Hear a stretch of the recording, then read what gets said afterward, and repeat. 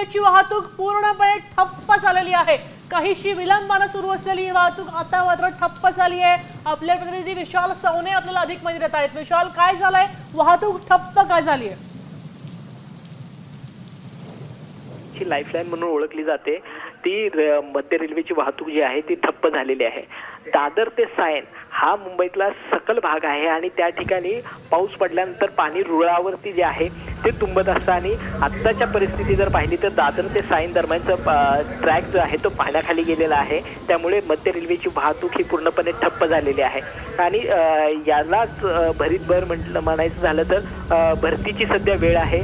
पाऊस जो कोसळतोय त्यामुळे निचरा होण्याचा मार्ग जो आहे मुंबईतला तो जवळपास जे आहे ते बंद केले जातात, कारण समुद्राचं पाणी हे शहरात घुसू नये। मात्र पाऊस पडतोय त्यामुळे मुंबईच्या सकल भागामध्ये जे आहे ते पाणी तुंबण्यास सुरुवात झालेली आहे आणि त्याचा फटका आपण पाहतोय की मध्य रेल्वेची वाहतूक जी आहे ती पूर्णपणे ठप्प झालेली आहे। त्यामुळे ऑफिसकडे येणारे जे नोकरदार वर्ग आहे त्यांना ऑफिसला पोहोचण्यासाठी जो आहे तो उशीर झालेला आहे आणि खरं तर महानगरपालिकेने जे खासगी आस्थापना आहे, सरकारी आस्थापना आहे तर त्यांना सुट्टी जाहीर केलेली आहे। मात्र सकाळीच जे चाकरमानी जे नोकरदार वर्ग जो आहे तो घरातून बाहेर पडलेला आहे, त्यामुळे त्यांना ऑफिसला आता पोहोचण्यासाठी जो आहे तो उशीर होताना आपल्याला दिसून येतोय।